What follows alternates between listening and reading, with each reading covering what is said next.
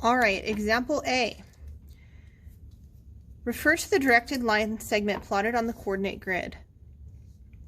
Find the coordinates of point I that lies along the directed line segment from A11 to P76 and partitions the line segment into the ratio of 3 to 2.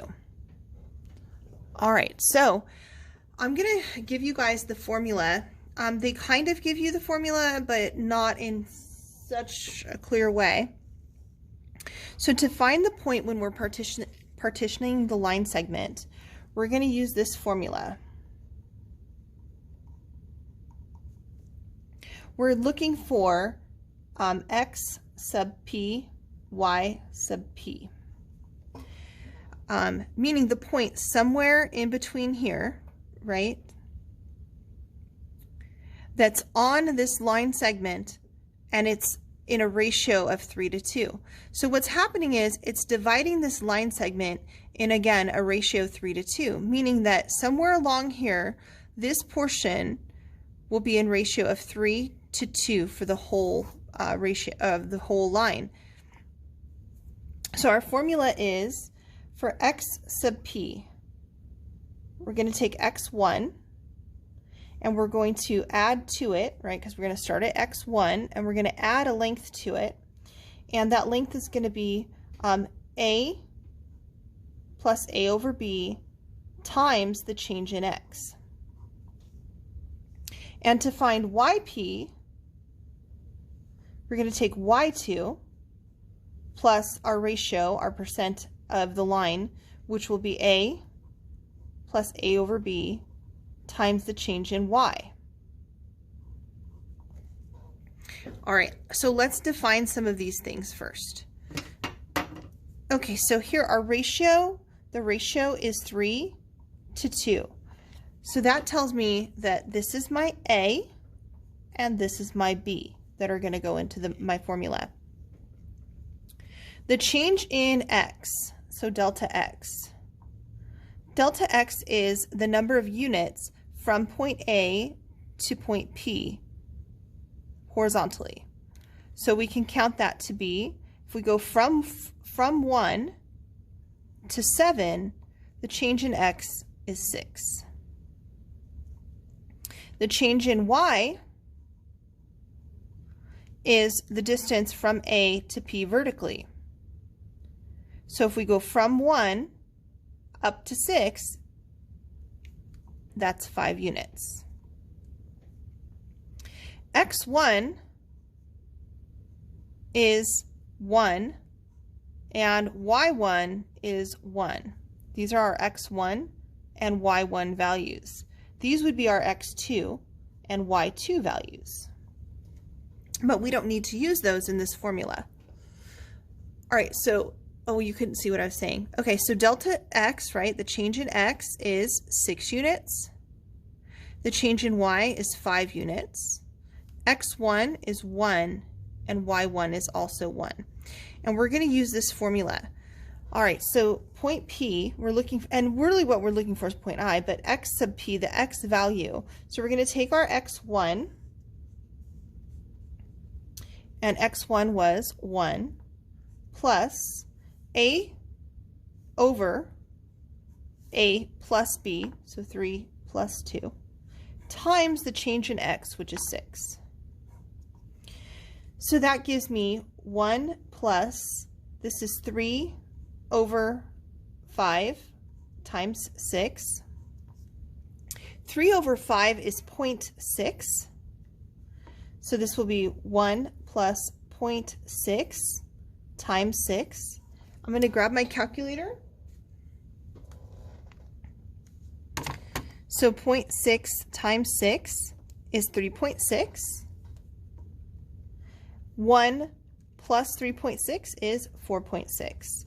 This is my X coordinate. Now we would do the same thing to find Y. I'm going to do that on the next sheet.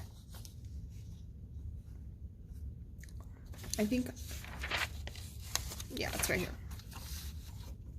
So to find Y sub P, I would take, let me layer this so that you could see where I'm looking at. I would take this formula, yp, which is, oh, I don't know why I put y2 here. I apologize. This should be a y1. I do apologize. y1, which is 1, plus a, which is 3, over a plus b, 3 plus 2, and then times the change in y, which is 5. So this is 1 plus, again, 0.6 times 5. 0.6 times 5 is 3. 1 plus 3 is 4. So my ordered pair is 4.6. xp, comma, yp is 4.6, comma, 4. Now let's verify that we have a point that's on our line. 4.6 would be about right here, comma 4 would be right here, and indeed there is I right there. So I is on the directed segment. It partitions this value, this line in a 3:2 ratio. So this is 3:2, or this is 60%. It partitions it into 0.6. All right. The try these. You should pause the video here and try these, but I'm going to go ahead and do these with you. So it says find the coordinates of point T that lies halfway along the directed line segment from B is 2, 0 and C is 6, 4. So I'm going to graph that. This is A. B is at 2, 0. 2, 0 is right here. And C is at 6, 4. So 2, 3, 4, 5, 6. 1, 2, 3, 4. C is right here. All right, halfway along that directed segment. So this one, there's a few methods you can use. You can go ahead and use this formula, all right? Or since it's a nice number like 1/2, right? This is also the midpoint. The midpoint between these two lines, you could use the midpoint formula. You could say that it would be the midpoint M is x1, which is 2, plus x2, which is 6, over 2, comma, y1, which is 0, plus y2, which is 4, over 2, which gives us 8 over 2, comma, 4 over 2, which is 4, comma, 2. 4, comma, 2 would be right here. Or you could have used the counting idea, the slope, and counted up 4 over 4 and divided that in half and gone up 2 over 2. Either method will work. Okay, point S lies on the directed segment from, okay, it's the same 2 points, but I'm going to redraw them because they do want us to call them A and R. So my segment is at 2, 0, there's A, and then R is at 6, 4.